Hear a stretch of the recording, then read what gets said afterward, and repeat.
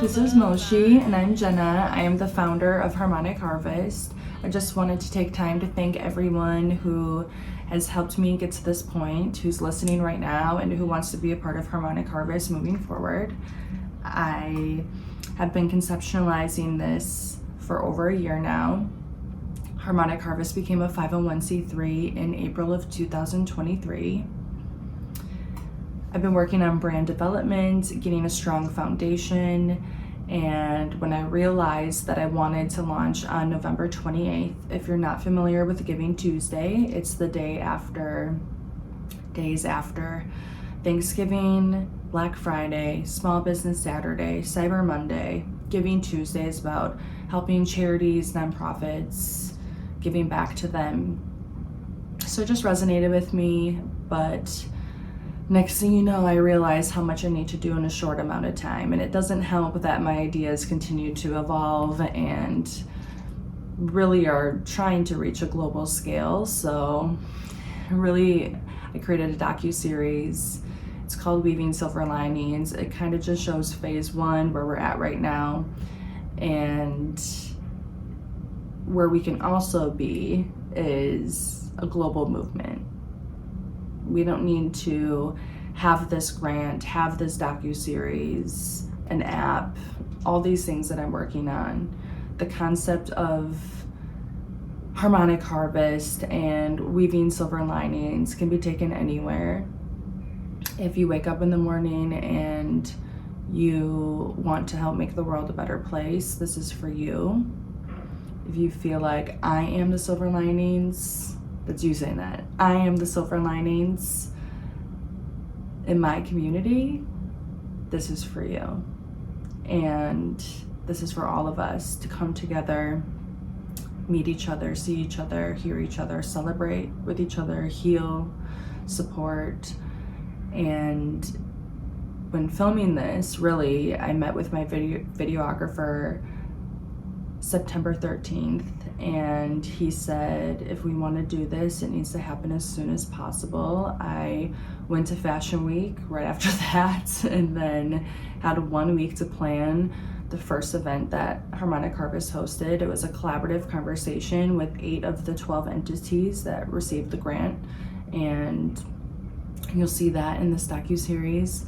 All of the interviews were done within the last month and a half. Everything is raw, unscripted, pretty much done in one take, and it's just very effortless in the sense of we're just showing people what's already happening, and like it would be going on anyway if we weren't filming, and shedding light on some positivity in our communities, and hopefully create a spark within you.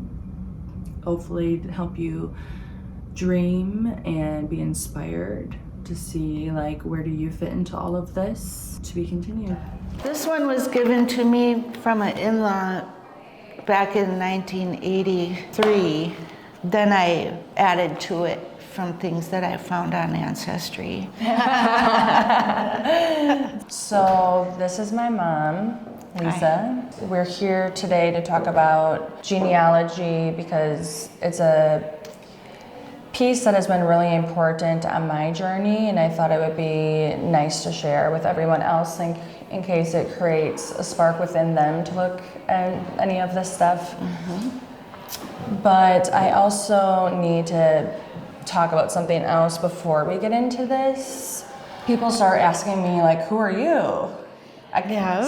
Someone called me the fairy godmother because I just kind of came out of nowhere, and I'm like, $10,000, $10,000, $5,000, and everyone's like, what's happening? Mm-hmm. I want to create a grant, and I want to do this, and people start asking me more questions, and I was getting coffee with some people the other day, and they said, well, we have this event, it's for children in foster care, and the Bucks players will give them toys, and it's a big toy drive. Okay. And I said, that's really awesome, and they invited me to come, and I'm like, that actually means a lot. I was in foster care, and just, there's a lot of people in my life today that don't even know that. People that went to high school with me, grew up with me through, 7 years old up, and they just have no idea the things that I've been through. Right. And, so I thought, okay, I'm interviewing people, and someone asked me, well, what about you? Like, you're asking all of us stuff. So I just had this realization, like, okay, like I need to be more in front of the camera of who I am. And I wanted to be vulnerable and talk to people, not give them details at this time. I don't think I need to like get into it, but just kind of like make it aware that I have been through a lot, you know, from the beginning, and I've always tried to persevere and learn and grow, and there's so many different versions of myself that I can look back at and just be proud of where I'm at now, and just know that I'm continuing to evolve, and everything that happened to me is why I do what I do, and it's just making so much come up that it's really hard for me.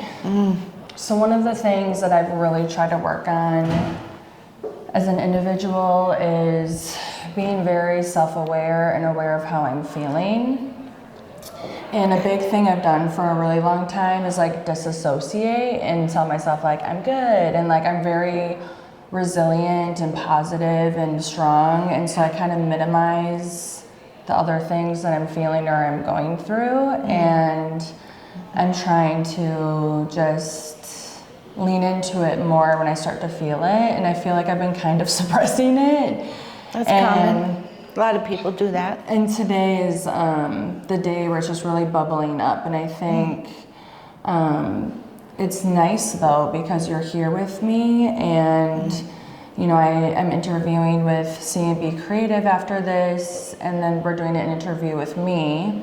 And these are all 3 interviews that really weren't planned in the beginning of Harmonic Harvest Season 1.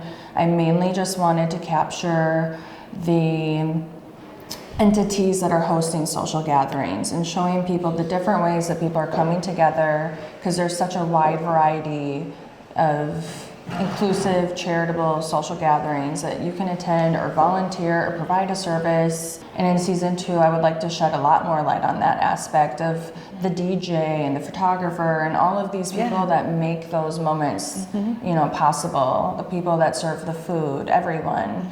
And, we're highlighting a lot more on the volunteerism. And, the genealogy stuff is just helping people see the bigger picture when it comes to who everybody is. Like, everyone has a different story when it comes to their ancestors, and that impacts who we are in this very moment and why we do what we do. And we're going to get into all of that. We'll bring her back in Season 2. Yes.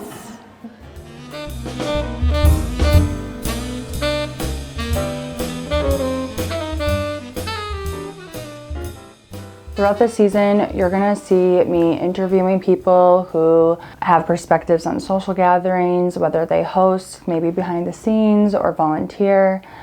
And a grant that was developed which awarded $100,000 between 12 different entities. I keep getting asked in the process, who is Jenna? So I thought that I would give a little bit of a moment for that, unscripted, just genuinely for people to know me a little bit deeper and see maybe why I'm doing what I'm doing. So I was born in Appleton, Wisconsin. I have 4 older siblings, 2 half-brothers. They're my dad's children, and then 2 sisters. When I was 1 year old, my dad went to work one day and never came home. He took all of our money and left my mom in a very unfortunate situation. Through there, I think, to save time, if we really want to get into it another day, I can get into the details and show people a little bit more about some of these moments. But overall, everyone I talk about at this time, I have so much love and compassion and respect for. I work on forgiving all the people. I work on trying to have compassion for why people do what they do, especially hurting people. I think abused people abuse people, and if we aren't healing, like, things could be coming out in ways that maybe we don't want them to. So basically, our journey, I ended up in foster care. It happened overnight. I went to a family with my sister Leah. I think I was like 4 years old at the time. I think the way that they handle mental health and just crisis situations is very different now. I lived in a home where we were fed peanut butter and jelly sandwiches while they ate dinner as a family. And my sister was, punished for things that are normal trauma symptoms. It wasn't very an enjoyable experience. And I remember going out into a field to work on a fence one day and thinking it was odd, like, why am I helping them with this fence? And I saw a car drive away. And I just instinctively knew that my sister was in there. And when I came back inside, all of her stuff was gone. We didn't get to say goodbye to each other. And she ended up going to a different foster home. I ended up going to a different foster home. And fortunately, I think this family was absolutely incredible. I have nothing but kind things to say about them. And anyone who's trying to take in other children and provide for them, I'm not trying to say that people have to be perfect. I think, I'm just not trying to hate on anybody right now, but this family in particular was really great. And they taught me values that I still have today. And they adopted somebody who was deaf. I was able to learn sign language and kind of correct some of the behaviors that I had. And when I moved back in with my family, there was still a lot of healing that needed to happen. It's really complex, and I continue to experience abuse throughout all of high school, and just layers of neglect, emotionally or physically, and I didn't tell anybody about it. I would go to school, I would try to get good grades, I would try to make friends and join sports and just become the person that I wanted to be. I didn't want the negativity that was happening to me to take me down, and that's what inspired me at a really young age that I wanted to become a counselor. I saw things that my siblings were going through, and I just wanted to be there for other people that were like them. I became a substance abuse counselor. I worked with drug courts. I worked a lot with youth. I did individual group therapy. I worked with Department of Correction programs. I've developed programs when it came to changing thinking. And it was strange for me to grow up in a home where social workers would come, probation officers would come, and you don't want to talk to them. Maybe you don't trust them. I remember, talking to the school police officer, not knowing what to say, not wanting to say anything. And then to work with them on a team, to be working with judges. And I worked in the same county that I was in the system for. So the judge that was on my drug court team could have been the judge that was on my case when I was going into foster care. And it was just very interesting to go into jails, into institutions, mental institutions, when I've had siblings that went to prison, mental institutions. So I was seeing like multi-sides of the system, and really I was just so passionate about helping people and being there for them. And I remember sitting down with someone that was head of my department and telling him that there was a lot that I just saw and I felt uncomfortable with. And he told me that I was too idealistic, that the system is broken and it's never going to work the way that it's supposed to. And that's something that started to dim my flame. I was in this building where I had visitations with my family, now as a clinician trying to help other youth or adults that were struggling. And to know that we just have gotten into a point of society of kind of normalizing that things aren't working the way that they are supposed to, and that we should just kind of deal with it. And I tried to do that for a really long time. And things kept dimming and dimming and dimming my flame, along with the fact that I kept taking on more responsibilities. I became the vice president of a nonprofit. I went on to another board of a nonprofit and started their prevention chair pillar, and was taking on all these side projects. I started a support group at the Boys and Girls Club for youth. And I just remember thinking, like, I'm giving so much of myself away. I was okay with that for a really long time because I felt strong for the people that needed me. My sisters continued to struggle with mental health or addiction. One day my oldest sister called me and said, I need you to take Michaela, who's my niece. And I said, sure, when? She said, tomorrow. So overnight, I got a child and I raised her throughout 8th grade and all of high school. And so seeing the dynamics that go into maybe broken families and family systems, and feeling so passionately about hearing what other people are going through and showing our strength and showing our resilience and being there for each other is a huge motivator of why I started Harmonic Harvest. I took the step back to focus on me and give myself as much love and energy as I was trying to give everyone else when it came to their healing.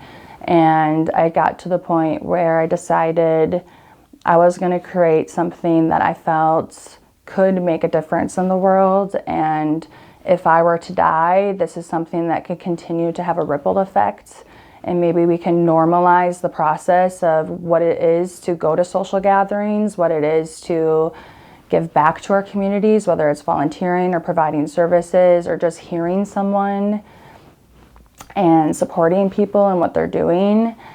I see that right now the world is really polarized, and there can feel like there's a lot of heaviness. There's so many topics that I could list right now with war, climate change, poverty. It kind of goes on with many systems, healthcare. I mean, it's just a lot. And I feel like social gatherings is where we can find our solutions. It's where those are the solutions. We can talk to each other about what's happening. We can become more educated about things that we don't understand and lean into our passions. That was a huge thing for me in my journey. Was I'm always just doing, and to take a step back and think about creating and just living and enjoying myself, and trying to travel or eat new foods, hear new music, and have fun with maybe it's clothes, and seeing the way that we can show up for other people and the connections that will make, the ripple effect that has. That's why I say weaving silver linings. It's all of us coming together who want to make a difference, and we might disagree on what that is, but if we can hear each other and see that we have different worldviews and we all are saying what we are for a reason. I look back at so many versions of myself that have said things that I no longer think or believe, or I wouldn't do that today. And I think we need to have a lot more empathy and forgiveness for people, to let go of any shame or guilt that they have in terms of their past, so that we can celebrate that we made it this far. We made it through COVID, everything that has been happening, and decide together where do we want to go from here. So you being able to find a social gathering that fits you right now, whether it's having fun, healing, there's a wide range. You're going to see it throughout this season and the seasons to come.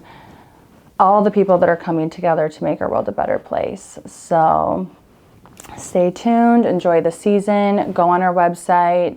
You can register your social gathering entity. You can apply for a grant, which will go until February 10th.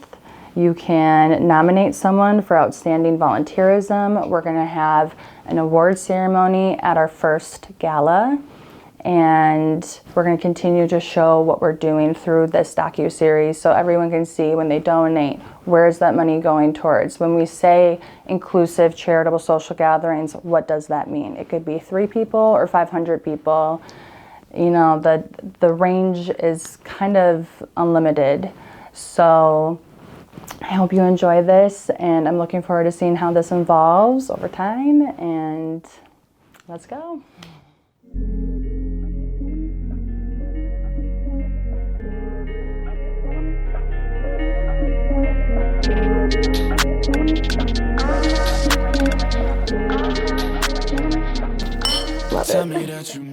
Hi everyone, my name is Mel. You may know me as the sideline reporter for the Milwaukee Bucks, but more importantly, I'm Jenna's friend, and I'm really excited here to help tell the story of not only Jenna, but also Harmonica Harvest.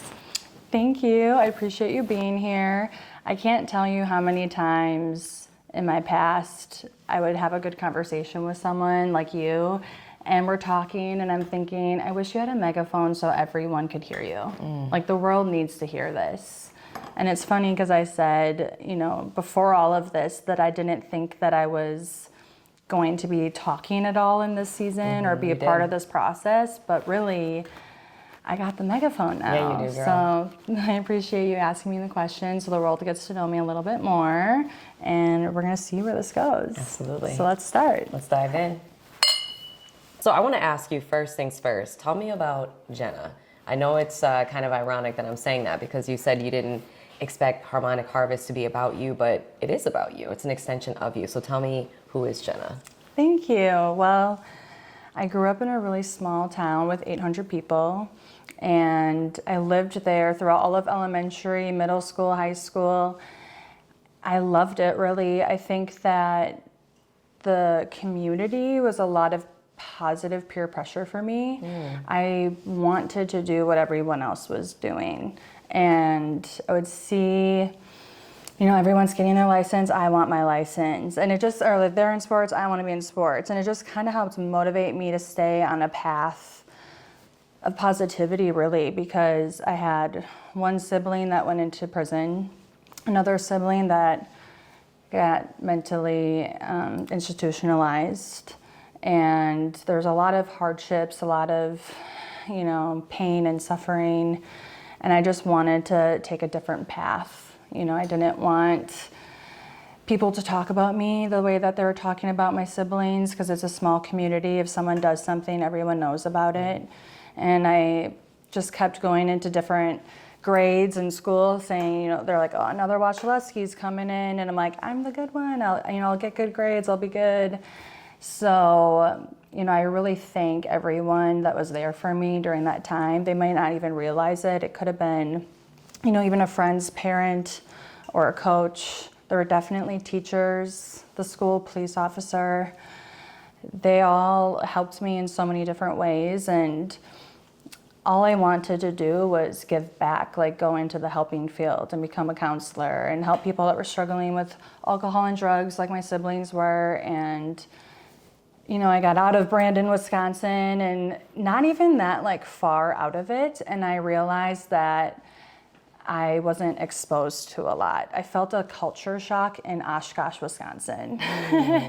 And I didn't like that. I didn't like that I felt uncomfortable when I saw a homeless person, or that there's just so many different people that aren't like me in the community that I come from, that I constantly was trying to expose myself to new things, new people, places, and even just passions and interest. And, so then I started traveling more, and now I'm kind of can't stop. Yeah. A lot of people that see me now wouldn't guess that I really didn't get into this until even my 20s. I didn't really start traveling.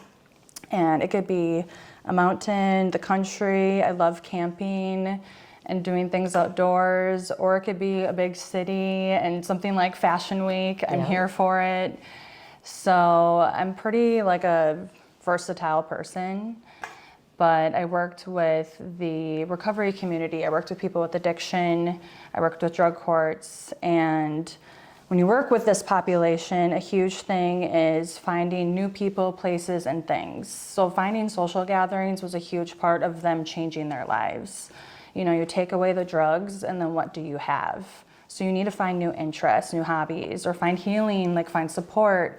And so I helped people do that a lot in my career, and that kind of evolved into Harmonic Harvest because I thought, you know, what about everybody else? Like, I work under this umbrella of behavioral health or addiction, but really this applies to everybody. Everyone can benefit from knowing about social gatherings in their community, whether there are things for their passions or things for their healing or finding people like them, or maybe people that are completely different from them. And we should all have an opportunity to participate if I want to attend, volunteer, donate. So really, it all just kind of led me here. I love that. So you told me about your background. Now tell me about Harmonic Harvest. You delved into how you got started with that, but tell me, what is it exactly, and where do you hope that it will eventually get to? So I knew that I wanted to start a nonprofit. I knew that I wanted to feel like I was fully living my life purpose. I just wanted to feel aligned and that I was doing what I was sent here to do. And so I meditated a lot about it. It kind of just kept growing over time. And it's funny because I was searching for so long for what it was, and then it went back to it's what I was doing with the recovery community, the behavioral health community. It's now just opening it up to everyone else and shooting for the stars and saying maybe it could be global. And it just kept growing and growing. And like, you know, be nice to show the people that volunteer and like not just advertise you can attend these gatherings, but you can give back at them. So maybe we should also nominate someone with a volunteer award, and then maybe people will nominate so many people. Season 2, we have a whole award ceremony. So it just keeps like growing that way. And eventually I got to a place where it's called Harmonic Harvest. Originally I was thinking, how can we get people together and create unity? And not saying that I want to bring the left and the right to the middle, but more of a higher perspective. Why are we fighting the way that we are? Why are we yelling at each other? Why is there even a left and a right? Why are we telling people we want to kill each other over our views? And I think we need more spaces where we can actually hear each other and support each other and respect each other. And I think there's a lot more people out there like us who want that. We're just not as loud, you know? Yeah, absolutely. Where did the name Harmonic Harvest come from? So I said a lot in my career, because sometimes I would get referred people that wouldn't necessarily want to be seeing me. Maybe they're youth who have a social worker who referred them. Maybe they're court ordered, they're in drug court, and I would say, well, maybe I planted a seed. Like I just told them something, they're not really hearing me right now, but a couple years from now, they might get it. Because that's happened to me. There's been things that people have said to me that I didn't fully understand, and then literally 5 years go by, and I'm like, you get a puzzle piece. And so I always said, like, you know, we're planting a seed, and where I got to now is I'm like, I'm sick of planting seeds. Like, let's go. Like, let's all of those people, like all these people that are putting in the time and the energy to try to make a difference, that are trying to plant seeds. It's like, okay, like I'm gathering you guys, like Harmonic Harvest, like we're harvesting harmony. Like, let's get together, let's weave. You know, I believe that anyone who wakes up and tries to make the world a better place is a silver lining that enriches our community. And their idea of what makes the world a better place could be completely different than mine, but Harmonic Harvest means we're going to talk about it. And I'll hear you, and you'll hear me, and maybe I'll walk away and still not agree with you, but I respect you, and I understand you, and I hear why you're saying what you're saying, because we have different worldviews. So really, I didn't want to create that space because, like my own social gathering, because they already exist. There's already so many organizations, businesses, people who are trying to do this today. Right now in Milwaukee, or even in small communities like where I come from, people are making those spaces. We're just not finding them. So I'm trying to build a bridge over that gap and help expose us to maybe things we don't even know how to look for. Because there could be a social gathering, like my friend Zach, he never got into working out before COVID, and he started running. He ran a mile, and next thing you know, he runs 3, and next thing you know, he signs up for 100 miles. And then he says, you know, we're not doing this for fun, we're gonna raise money for charity. So They did Miles for Mel's, where they raised $22,000 for charity. Wow. Mel's charity. Wow. And then he did a 24-hour workout where they worked out from 7 a.m. until 7 a.m. the next day. And they had workouts for anybody, no matter who you were, what level that you're at. They had the Special Olympics come working out. They were working out at 4 a.m, trying to push through the pain to show us that we can overcome anything. How would I know about that? Right.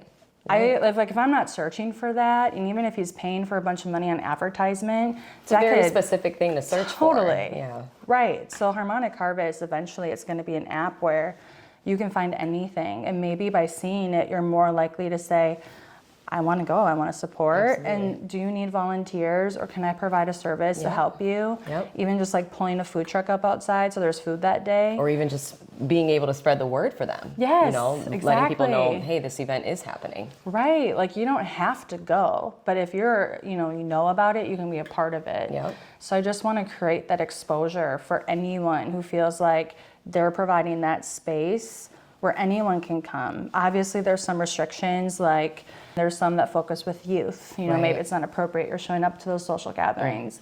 Or maybe it's someone who has different belief systems than you, like it's a pride event. You don't have to go. Like you don't have to go. Right, right. So it's hopefully, maybe you want to go and learn about people that you want to understand more about. Absolutely. Our vision is to create a world where every person has the opportunity to grow, make a difference, and contribute to a harmonious future. And I believe the way we can make that impact is when we are together. Through social gatherings, whether it's a business, like a nonprofit or a person, these entities that are creating these spaces and the people that support them, whether it's volunteering, providing a service, donating, even like you said, just talking about it, any way that you support them, there's a lot of divide, a lot of hatred, negativity, and I believe that we're fighting against prejudice and discrimination. We're instilling hope. We're helping people heal. We're helping people learn that despite everything that's going on in the world, that it's okay that we have fun too, because that's important for our mental health. Yes. If I can find a gathering where today I'm painting and maybe I meet someone who will teach me and I can become better, that's going to help me when I'm not in a gathering. Absolutely. And then maybe one day I'll help teach somebody how to do that too. Yeah. And Or- you may be teaching the next Picasso. You just never know. yeah. And maybe, it's a more serious conversation, a social gathering that has to do with even just current events I would love to see, where we could talk about what's happening in the world. So I'm Right. not on my phone and like reading through comment sections about literal like war and devastations and like all these horrible things that are happening to people. Like, where can I go in my community to be like, what is happening? Right, absolutely.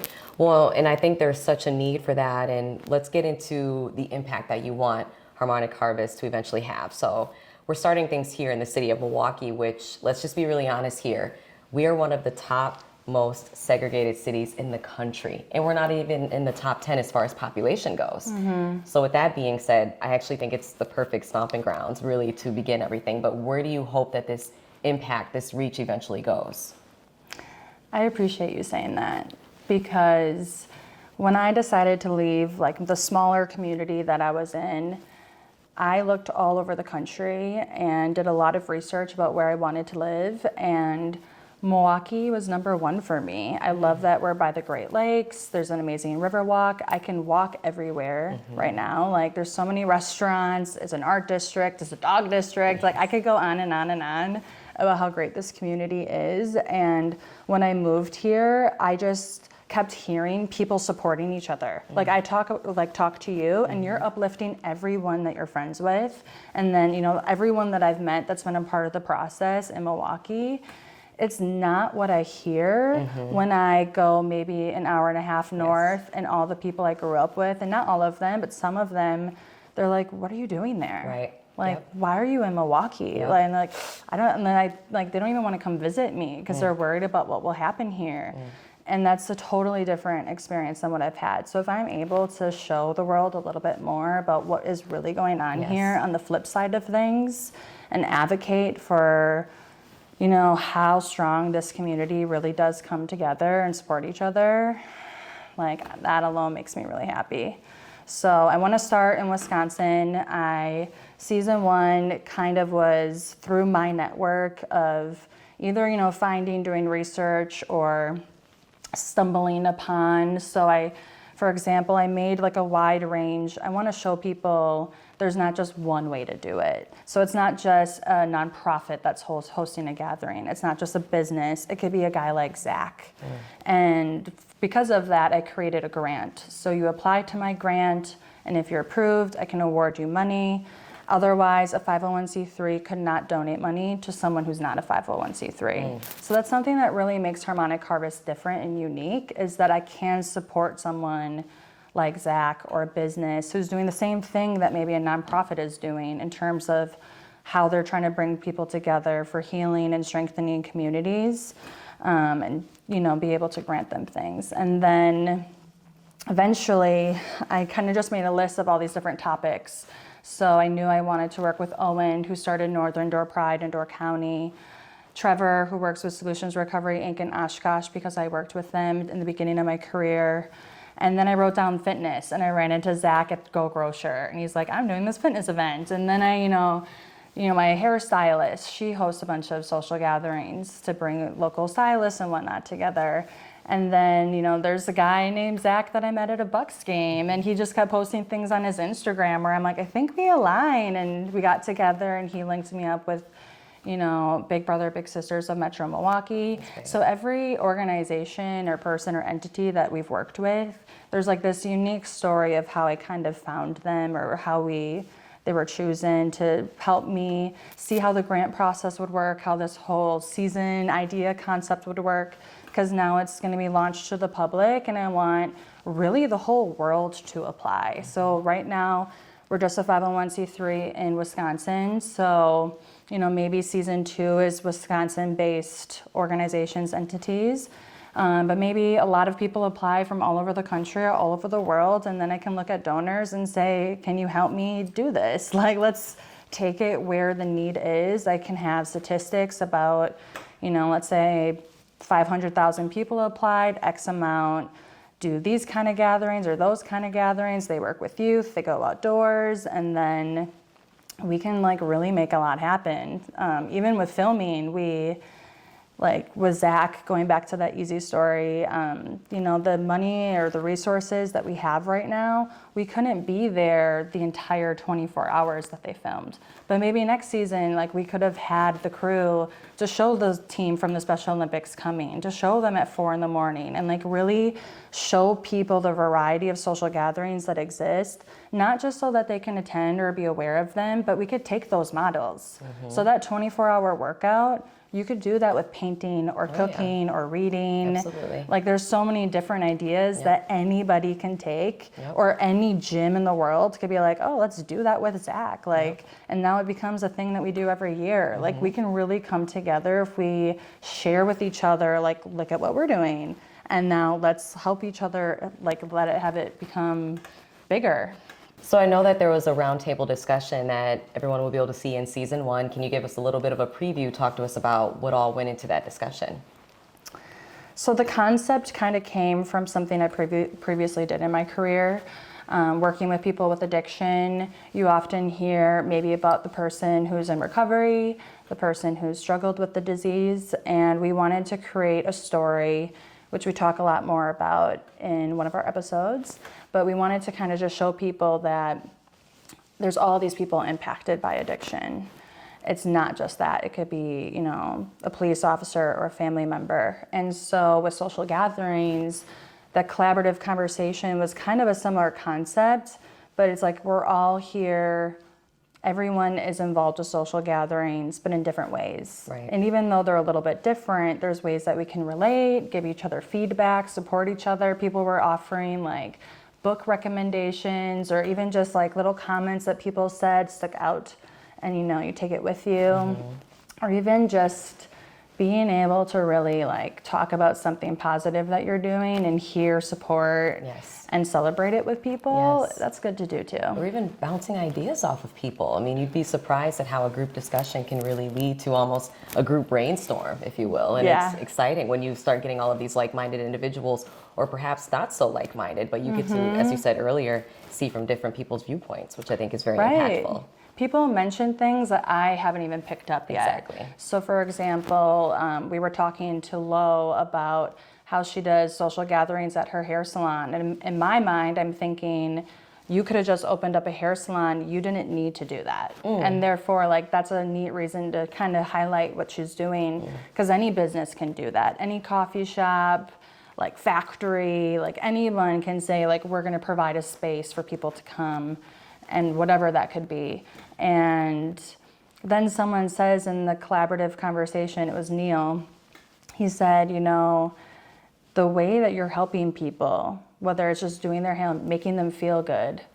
Like, no, like, you don't always hear about the mechanic who helped someone get to work that day because they Totally. fixed the brakes. Right. It's kind of like a hair salon, and it's kind of like all these other people that we deal Yeah. with throughout our day, even if it's like the coffee that I got, and it just made my day feel so much better. And if they made your day, you could go in turn make someone else's day, and it's a domino effect, really, that you're Yeah, creating. you know, and just by him mentioning that, I'm like, oh, you're right. Like this, we don't just have to talk about the social gathering aspect of it. Yeah. It's, you know, there's so much more to it. It's the people that are behind it. Absolutely. And that's why our slogan is that we're weaving silver linings, because I believe everyone that wants to be a part of this is a silver lining that enriches our community. And if we're, you know, pumping up each other, like, we're just gonna raise our frequency and help each other heal or grow, and, you know, and just kind of get through all of the heaviness in our day. Absolutely. What can we expect to see in season 1 of Harmonic Harvest?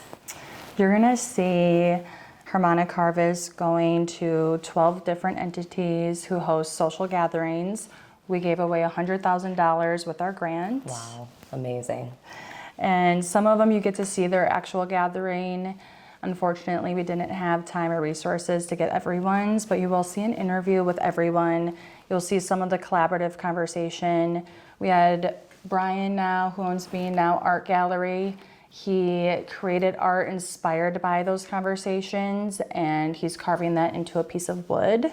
So at the end of the season, we'll see like this finished art piece. And on our website, we have canvas bags that have 12 different art pieces from that conversation on a different canvas, and there's only 144 of them total, so 12 each.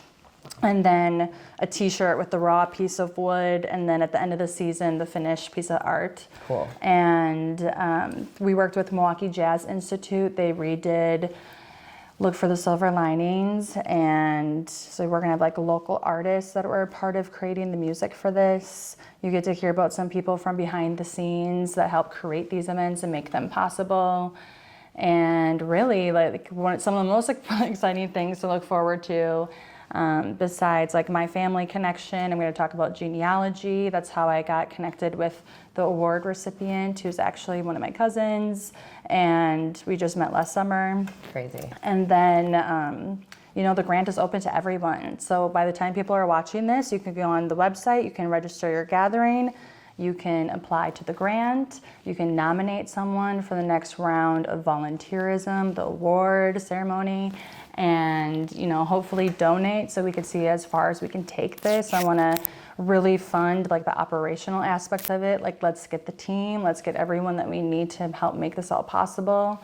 Let's, you know, ramp up that grant so we can help as many people that apply as possible. And then really, like, the app is coming. So once that app launches, it kind of takes us into a whole nother realm of being able to find gatherings, maybe volunteer, network, collaborate, etc. So there's a lot coming from us. Well, I'm excited for you. I'm proud of you, and I'd love to do a cheers. Here's to Silver Linings and season 1 of Harmonic Harvest. Cheers!